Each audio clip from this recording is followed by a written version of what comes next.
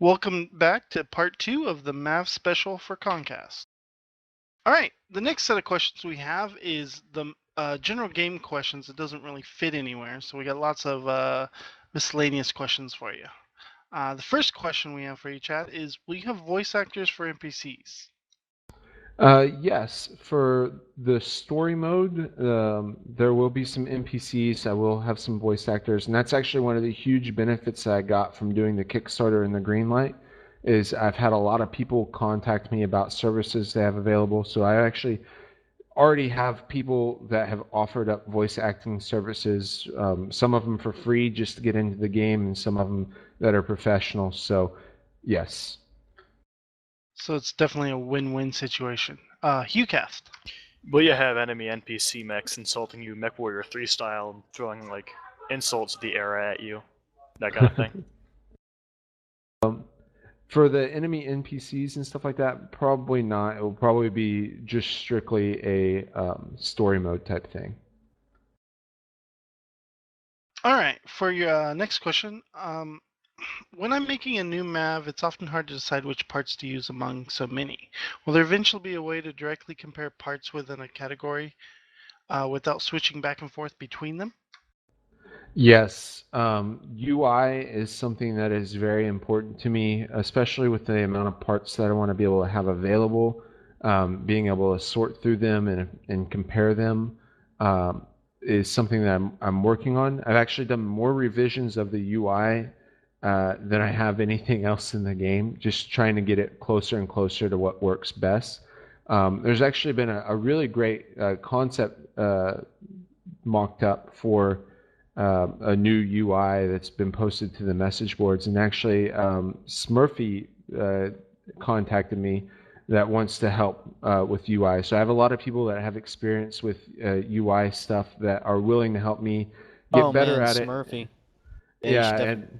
Yeah, and I'm open to suggestions because it's definitely not my strong point, and I want to make sure that I get it right because it's going to be something that you interact with a significant amount of time.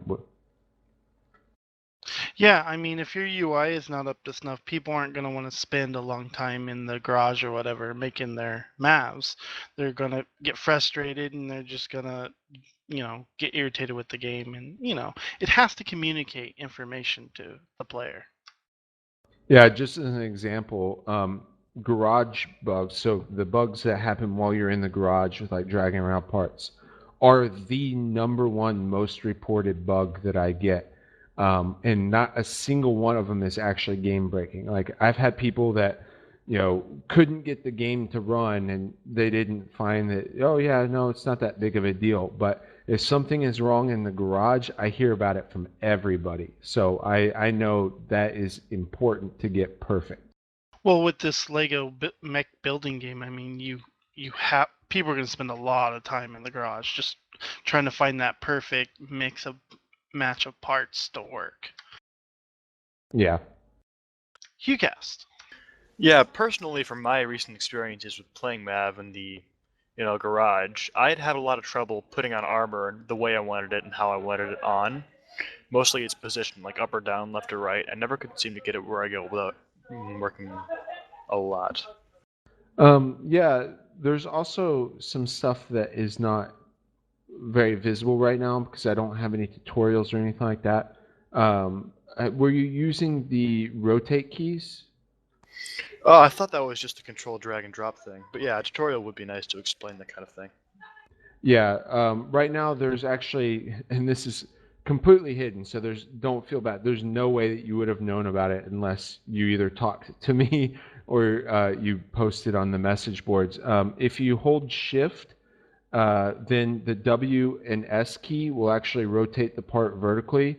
The holding shift and pressing A or D will rotate it horizontally, and holding shift and pressing Q or E will spin it, kind of like a barrel roll fashion. And then also Q and E without holding shift will cycle the attach point that you're dragging it from. So it gives you a lot more manipulation options to be able to put it exactly where you want. But again, I need to make a video tutorial of actually how to use that and put it in the game so that people that need that information we'll be able to find it. All right, good to know. All right. Next question is there's a search function, and there's a lot of statistics available for each part, but it gets confusing and filtering is currently difficult to do. Do you have anything you're working on for that? Again, right now, not in active development for making that better. That kind of falls into just a general UI thing. I just think that it needs to an easier way to find and compare the parts. And funny enough, I've been going to like websites like Amazon and Expedia, even because they're all about finding stuff among thousands of things and then comparing those things. So I've been looking at the UI that they have and actually getting a lot of inspiration from web design type stuff because I feel like they have way more experience at this than I do. And I even have contacted a web company to maybe possibly help me with the UI. Wow, that's pretty clever. I like that. Next question. Do you have any player base numbers that you're willing to share, or what about the forums? The forums actually have the number on them. Let me look it up really quick. The message boards have 570-ish members on there. There's actually a really big spike after the Kickstarter. And for overall player numbers, including the Kickstarter codes that I sent out, it's just right over 2,000 players right now. So still pretty small. But the players that I have tend to be way more dedicated than the average player would be. So in fact, one guy that bought the game, he was like the fourth person to get the game, is still the most active member of the community right now. So people find M.A.V and then have a tendency to stick around. That's hardcore player base. All right. I know we touched on that you don't want to go heavy sim, but for the next question, will there be pilot progression? What progression elements will there be, and how will this affect gameplay between veterans and new players? For pilot progression, I mean, not really. You'll have your own progression, which will be, you rank ups and unlock new stuff. Well, the unlocks will just be kind of you get access to new parts as you do this overall progression thing. But for like getting specific perks for hitting a certain rank, that won't be in there. It will just be a pure kind of prestige of this is the rank that I've achieved through my gameplay. It's your rank, not necessarily a arbitrary pilot or anything like that. All right. Doesn't sound like you want anything other than here's a medal for being around. Yeah, here's a medal for being awesome. There'll also be achievements and everything like that. And I have a whole lot of medals and stuff like that. You'll be able to earn. Just have to create the system. It's one of the few times that I got the content before I had the system in place to use it. Kipeth, you had something to say? There are quite a few members in Kong who already have the gold. It's great. Yeah, I guess that actually would count as the first reward kind of thing in the game. So that was kind of a whim. That was hilarious.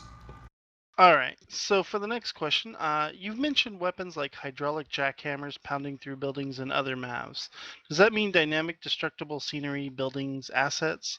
Could there be a siege the base mode by breaking through walls or defenses with your jackhammer squad? So actually, about a year ago, I created the code to have this really cool destructible system to where like you break through the parts and just the area that you knock through is destroyed, or depending on how much force you have it, the area around it's destroyed, and it monitors the stress and everything like that, so that if you take out all the supports, the whole building comes down and stuff like that. That system in code actually still exists. I just don't have any content that I can actually use it with, and it's kind of expensive in the game. So it is not there. I really don't want it to go to waste because it's really fun. tested it on a couple of things, but the content has to be made in a really specific way to make it possible. And none of the content that I have right now actually works with that. I mean, I could use it with some really simple stuff like some concrete barricades and everything like that, which would still be cool. But I really wanted it to be on all the buildings. So that's right. Right now, the buildings just kind of go up in a big poof of smoke because I spent all this time making something really awesome and then couldn't use it. So I was like, well, they'll just go up in a poof of smoke for right now. So I really want that. The tech already exists. It's just going to be on a feasibility and if the content gets too expensive to because it has to be made this way, then it won't happen. But I really, really want it to happen. And I think if nothing else, I'll put it in on some small scale stuff, like on walls and stuff like that. That's easy to do. It's just whenever you start talking like a whole building that it gets more complicated. As a clarifier, when he says expensive, he means as far as the resources that the computer has, technical limitations, not Well, actual actually, financial. two different things. There's also the financial thing. If I'm hiring an artist to build the content, building it this special way is more time consuming. So it actually does make the cost of hiring an artist go up as well. Oh, thank you for that clarification. ALS, you had something? So, as far as our jackhammer squadrons going up and bursting down walls like the Kool-Aid Man, that depends on really whether or not you can find the time and the resources to really get to it. Am I understanding that correctly? I think I can guarantee you there will be some Kool-Aid walls in the game for sure. So you'll Kool-Aid be able to walls live. confirmed. You'll be able to live that fantasy. I'll remember to paint my mech red for that. Kast. Yeah, when you said it would be too expensive to maybe hire an artist, possibly, to create these buildings being knocked down, if you ever reach that barricade, will you consider maybe asking your community and seeing if it's worth it to them to spend a bit more money by kind of like maybe a donation to hire these artists? Yes, that is something that is always an option. I actually had a really hard time with this. I have a hard time asking people, and that's why I've been working on the game for a long time before I did the Kickstarter, and it was actually the fans that convinced me to do the Kickstarter. Just because I guess I'm a terrible salesman. I'm terrible at asking people for money, but if there is enough community support for it, then yes, for sure, I will look to the community to help me build this game because it really is the community's game just as much as it is mine at this point. That's an excellent viewpoint from someone who's making a game. I really like that, and I definitely appreciate that. All right, we kind of touched on this earlier, but let me ask it anyway, because you might have some more insight on it. Is there some sort of repair and rearm system plan for after your M.A.V gets destroyed in campaign mode? This could really hurt the player's imagination and rule out some M.A.V builds as too expensive to use despite being balanced and or viable. Yes. So the kind of whenever we talked about the economy, I touched on it a little bit. There will be a repair, not a rearm. You won't ever have to pay for ammunition or anything like that, but you will have to pay for repairs and replacing destroyed parts. That will be really easy. It will just be a click here to replace type thing. So it's not like you have to go in and rebuy the parts and rebuild everything. It's just hey, rebuild because you got blown up. So this is how much it's going to cost. And it is going to be, it will rule some builds as being too expensive, but that will only be at certain points during the game because as the game progresses, you will be continually getting more and more and more resources. So something that essentially the best way I know how to put it is if you want to make a build that is pushing the kind of technology curve of what you've unlocked, it very well may be too expensive, not economically viable to run all the time. But a little bit longer, when you've progressed a little bit further, that may become your kind of everyday build, your go-to build that you deploy every battle.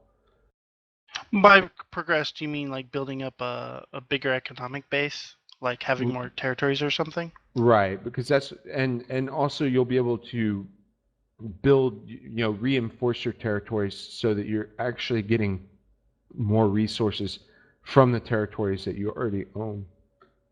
Oh, you can upgrade them. Okay, that's really cool. I like that.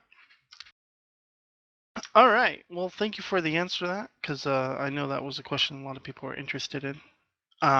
Next, we have you talk about the war between miners and Earth. Will the opposing sides' Mavs have distinct visual styles or play styles?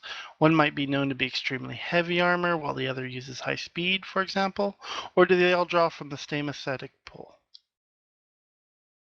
So for the factions, they will have access to the same parts, but not the parts themselves will all have different aesthetic pools that they pull from.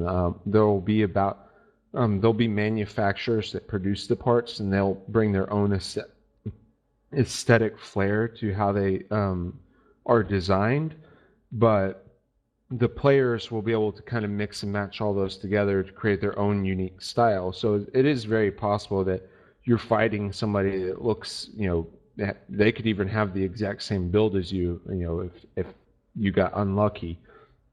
There will be some NPCs, so kind of the Earth forces that come in that will have their own unique style as well. But I mean, if you destroy those, you can salvage the parts and use those parts, and they'll actually be they're kind of this high risk, high reward type thing, to where you can take them on. They're super powerful.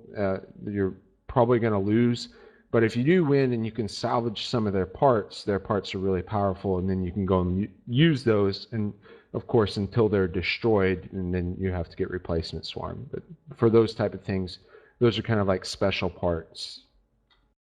So pulling on from your Borderlands roots, you're doing manufacturers for parts, so to show the different types. You'll have some that are for fast, some for slow, armored, etc., etc. Yeah, and a lot of that is again getting a lot of inspiration from Borderlands, but even from older games like Chrome Hounds and stuff like that.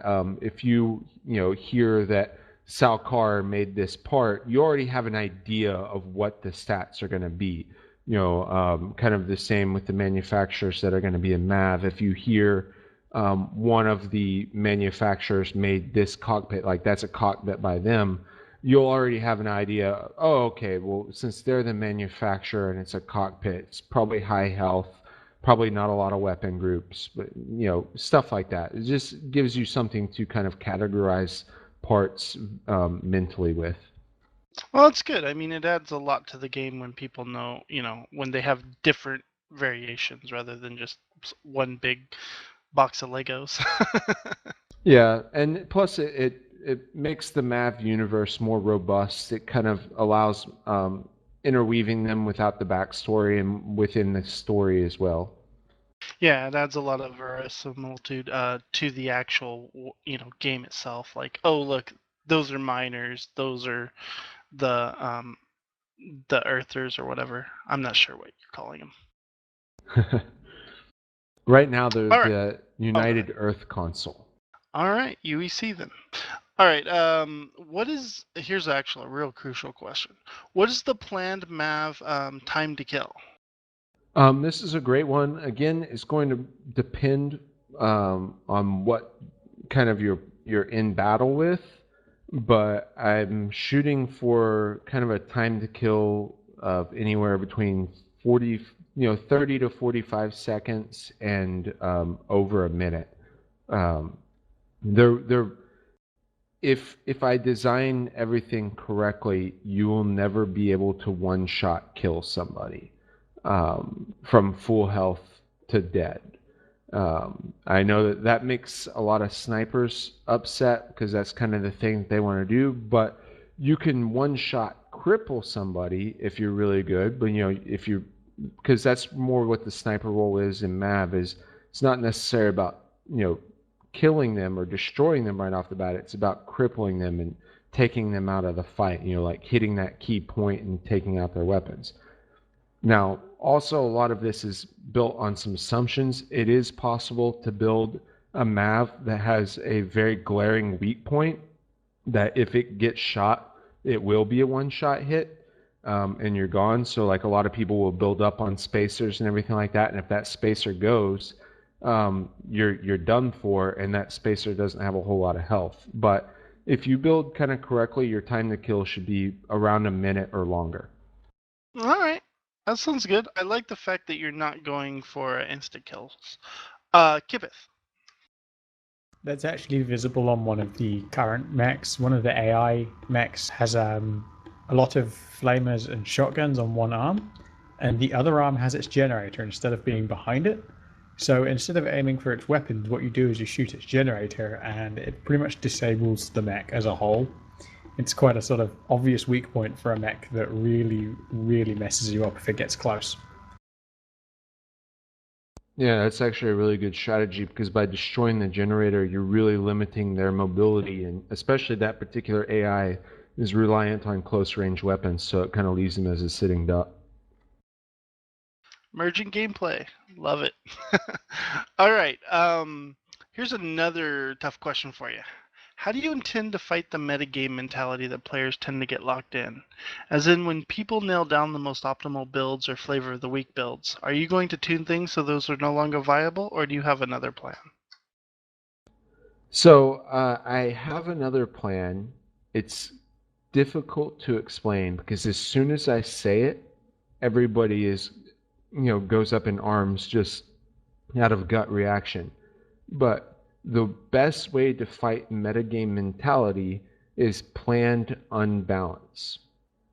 And what that means is you have, it's not necessarily a straight rock, paper, scissors type thing, although that helps out. But a lot of times, whenever people think of balance, it means everything is equal. But that's not actually ideal. That makes things to where it doesn't matter what you're using, it's not fun.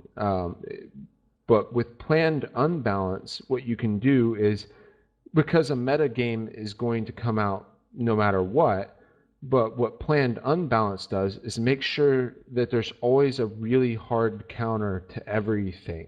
So if one meta game comes up, there's a really hard counter to that will become kind of the counter meta game. And as that one progresses up, there'll be another one that bubbles up that counters that. And the thing that you have to do is when you're trying to plan this out is make sure that you don't ever get stuck in a loop, because that's when things stagnate. So like if kind of build A is the current meta build and build B is the counter, you can't have A be the counter to that. So you have to make sure that you don't get into a loop to where you're just cycling between three different meta builds. It has to kind of progress through everything, and it's really difficult to do, but that's kind of the goal that I want to go for, as opposed to trying to just balance everything so where it's even, because then it won't matter what you play with, and it will get very stagnant as well with that.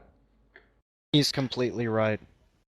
Oh yeah, no, I mean, I really appreciate that mindset. I mean, because metagaming is something that's real big now, and people are always looking for the min-max builds, and then they'll go for the cookie cutter builds, and like you said, they go back and forth. Like if somebody has this, they'll bring that. If they have this, they'll bring that, and there won't be any other changes. You'll see those two types, because if you don't have those two types of MAVs or whatever, you're not going to be viable to play. There's also a switch I can turn on in code that allows the AI to use player-created MAVs as a learning base to create their own builds. And so just turning that on and being able to flood, the AI population with the current metagame build will also have a good influence on changing that as well. That's what I was hoping for. Something cool like that. That's a really awesome idea, and that's amazing.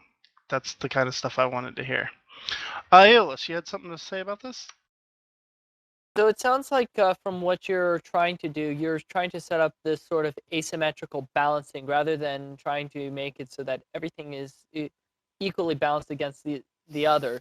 You're trying to set up for, yeah, there's going to be unevenness, but that unevenness counterbalances the other person's complete overpowered nature in one aspect. So if you get like one guy who can shotgun blast mechs from close range, they can get super hard countered by a sniping class set up on the ridge above. Is that roughly what you're trying to think about looking at?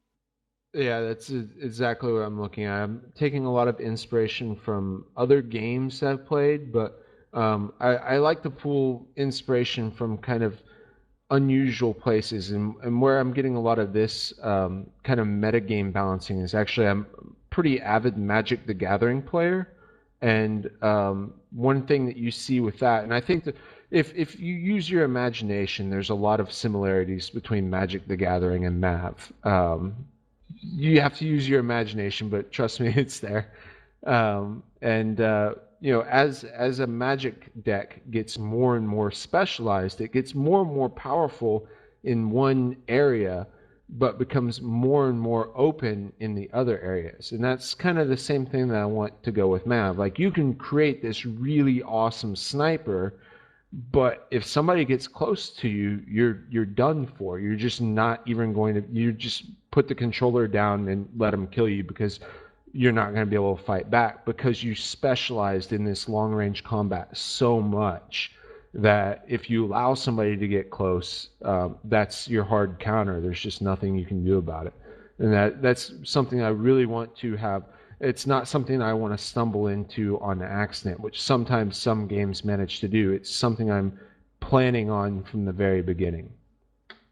It's funny you mention Magic the Gathering, because they definitely get locked in that meta gaming mindset where only a couple uh, deck types become viable.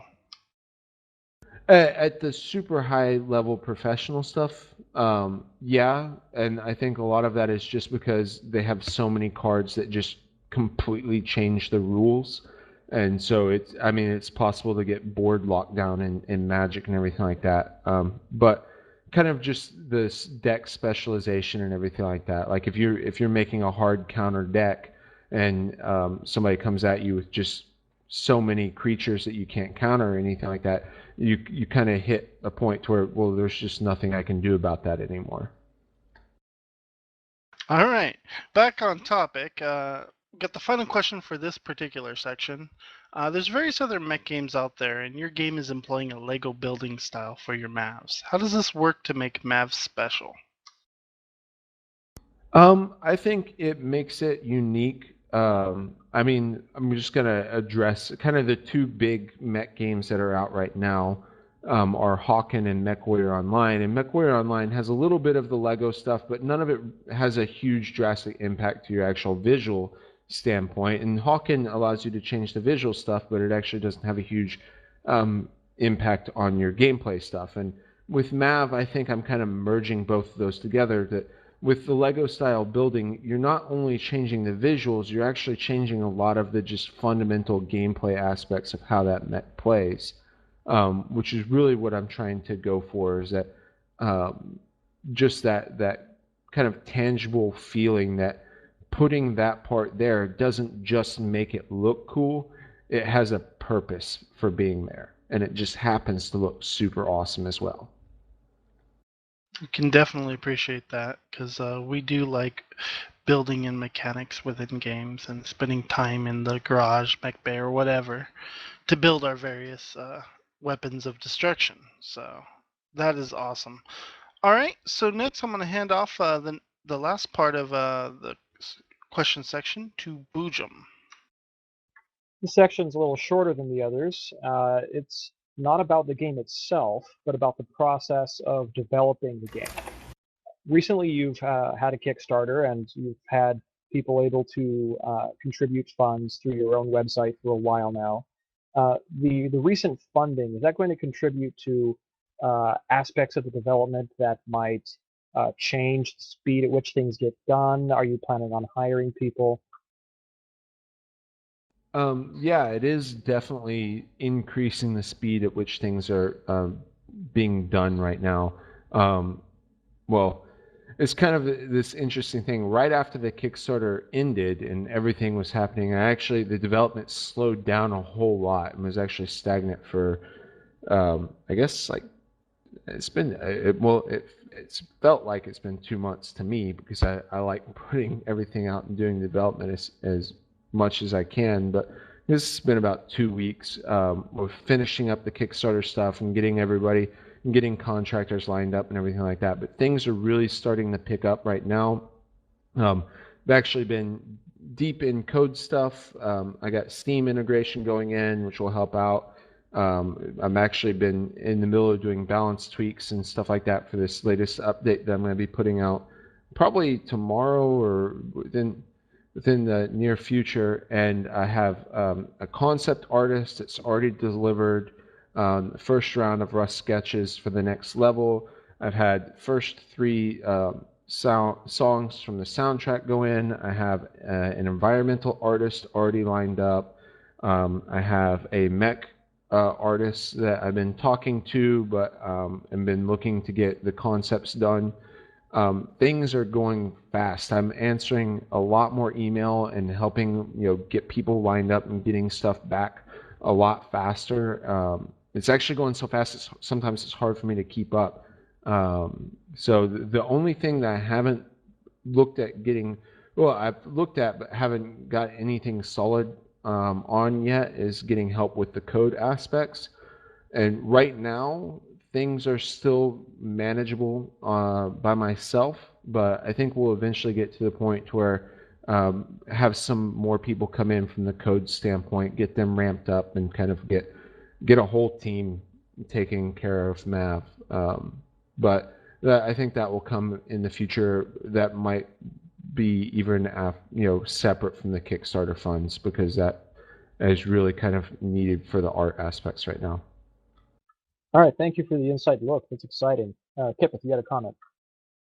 That sounds impressive, moving to a full team from what we've seen for the past over a year now, which is just you on your own slugging away at this. I was wondering, who is the artist that you've picked up, and who is the mech artist you've been talking to? Well, I don't have contracts in place for either one of them yet, so I'm hesitant to put their name out right now. But the environmental artists that I'm talking to, I've actually everybody I've worked with in the past, funny enough, but the environmental artist I'm talking to, I've worked with. He was a contractor that we used whenever I was at Gearbox. He did a lot of the really cool stuff for, everybody probably remembers the Alien Colonial Marines stuff that happened where the trailer that got put out looked slightly different than the released game. And I was on the trailer part of that. And the contractor that I'm talking to right now was helping us with a lot of the level assets and stuff like that for Aliens for that trailer, that E3 demo that we did. And he did a bunch of other stuff. So, and then the mech artists that I'm talking to, I worked with as a contractor whenever I was at Day One. He helped with some of the models that we had going into Fear 3. And he also more recently has done some art for another mech game called Hawken. So he has a lot of mech experience and is really cool, and I'm hoping to be able to work with him.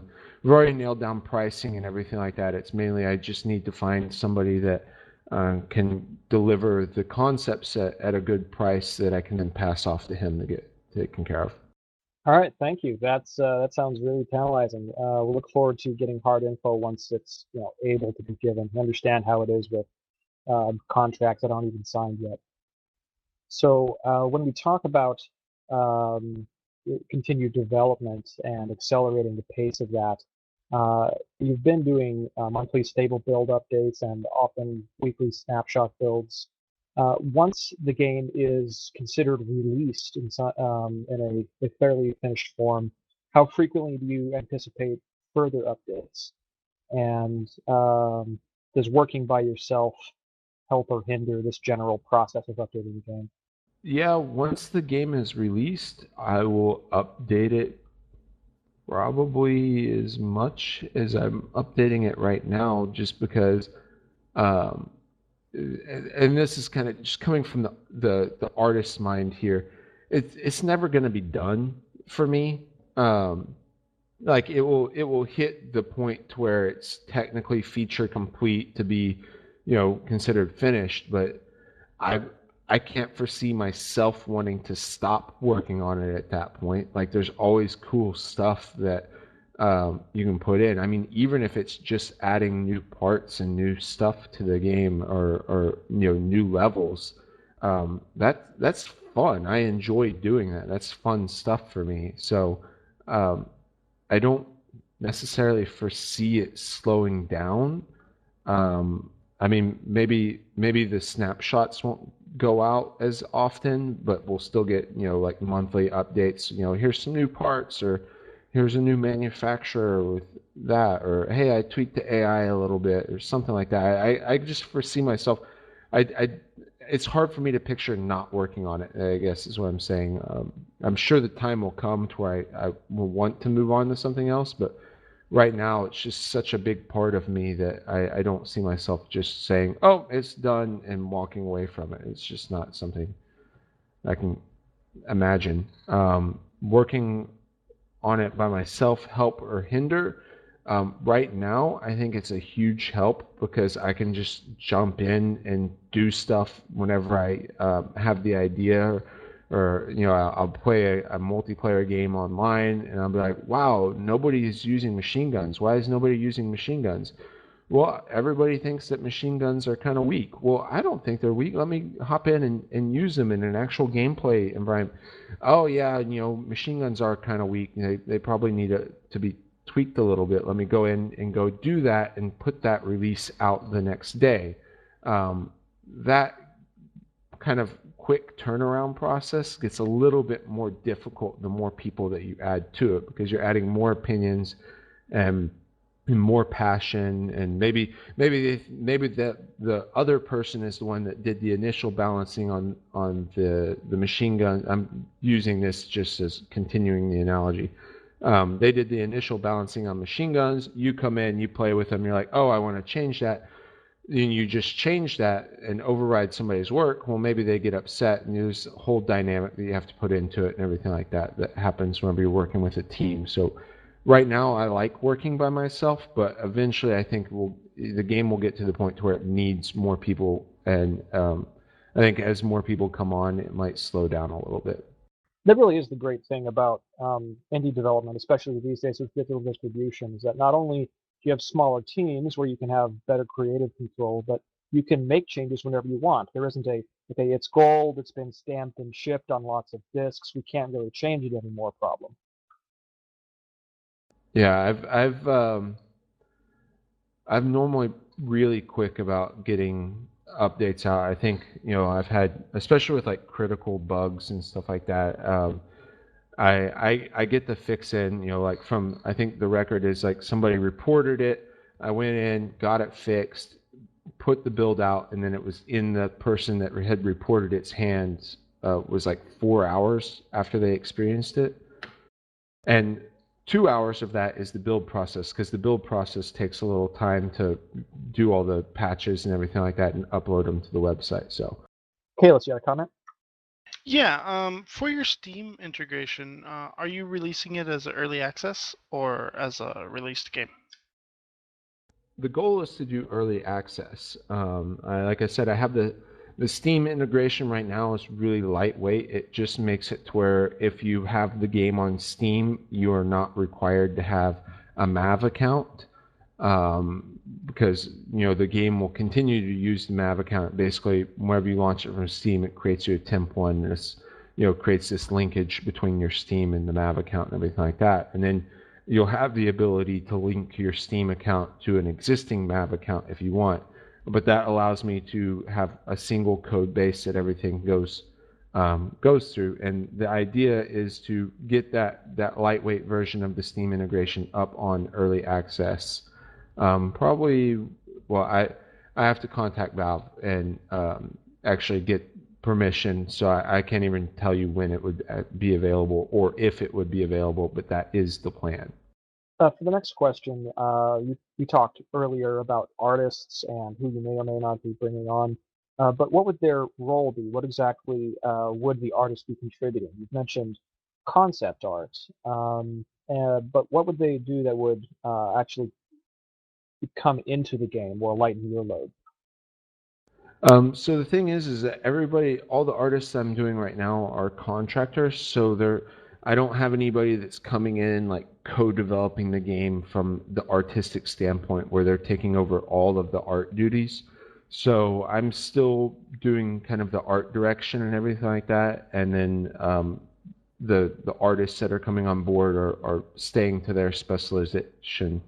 Right now I have level art going on, which is kind of one of the big kind of uh, sore spots of the game from an artistic standpoint right now. The levels have not gotten a lot of love. They need to be brought up in graphic fidelity and just level design and performance and everything like that. So right now, that's what the artists are taking care of.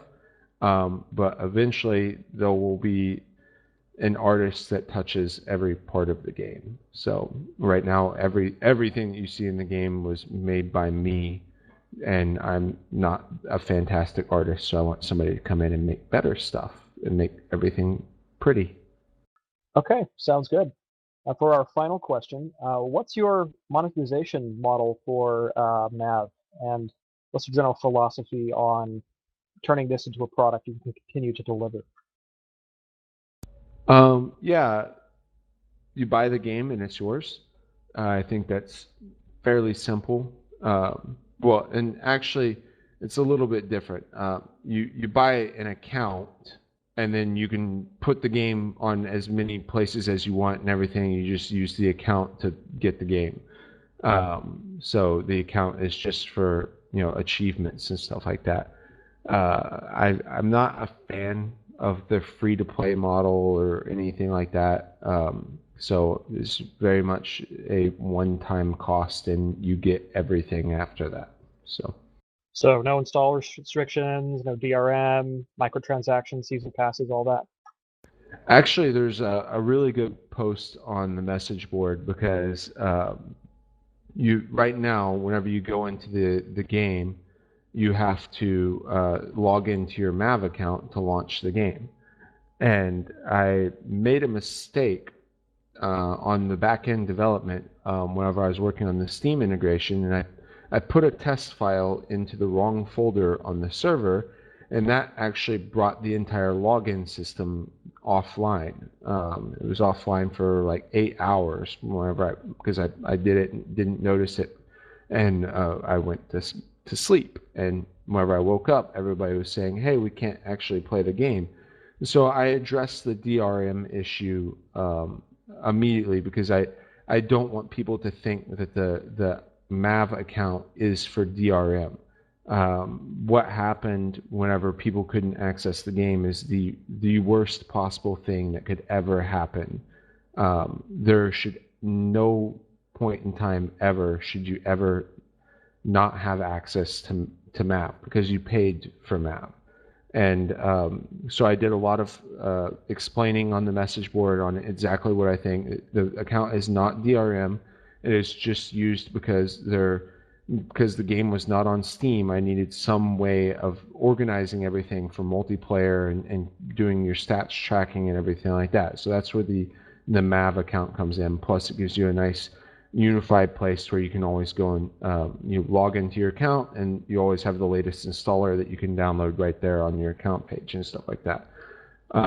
But if the account login should ever fail, like it did, you should always be able to play the game in offline mode, in a non-multiplayer mode, because some form of account will always be required for online play, whether it be a Steam account or a M.A.V account or an Xbox Live Gold account for consoles and everything like that.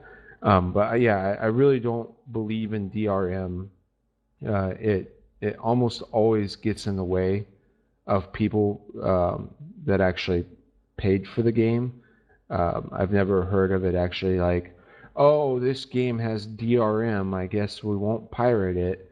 That's just not the case.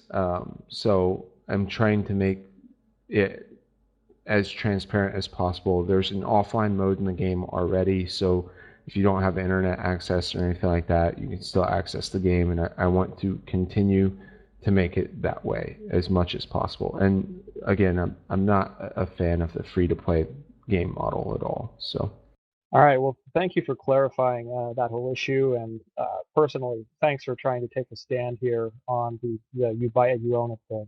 I'm not happy with some Yes. of the trends in gaming. Yeah, thank Thumbs you up for all trying to around. Yeah. stay up on this side of it. We had one more comment. You said Xbox Live Gold account. Is that a hint at Xbox release? I wish it was that easy. I would love to release on Xbox at some point, or in PlayStation 4.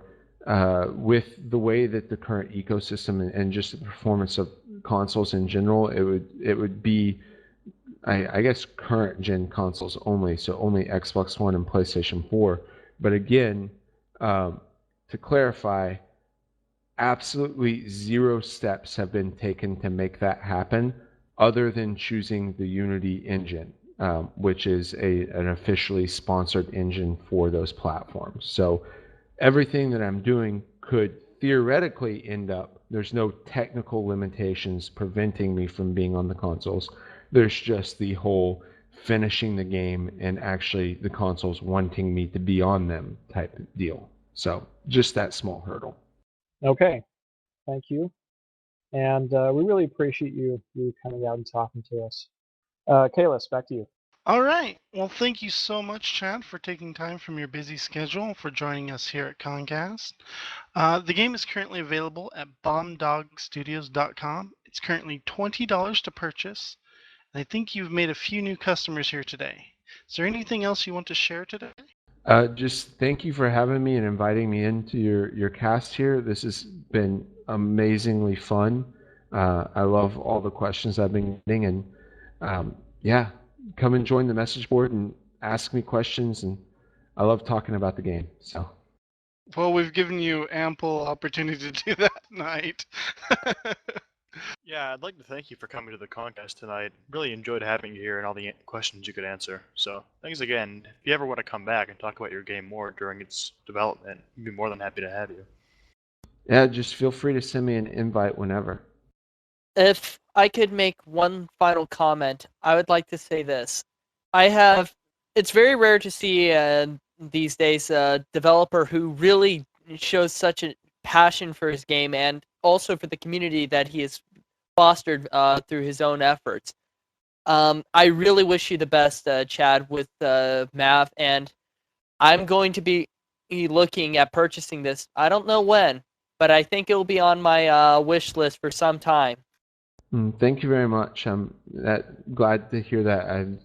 It's always nice whenever you hear people that say you're doing things right. But I just, want the game to be out there for everybody. Yeah. Yeah, your passion and ardent devotion to the subject of your game is really amazing. And I really, just as a gamer myself, I just appreciate your efforts. And just as a quick update so people know, he smashed his Kickstarter. I'm 158% funded, right? Yeah, that sounds right. Yeah, it's really neat that no matter how far we come along in game development and how big developers get, the most important part of developing a video game is actually liking to play video games. Yes, very much so. I think that just having a passion for your craft is important. I mean, you wouldn't want to go see a movie that was directed by somebody that doesn't like movies. Thanks again, Chad. Glad to have you with us. All right. Well, thank you for listening to the Concast M.A.V special. Have a good night.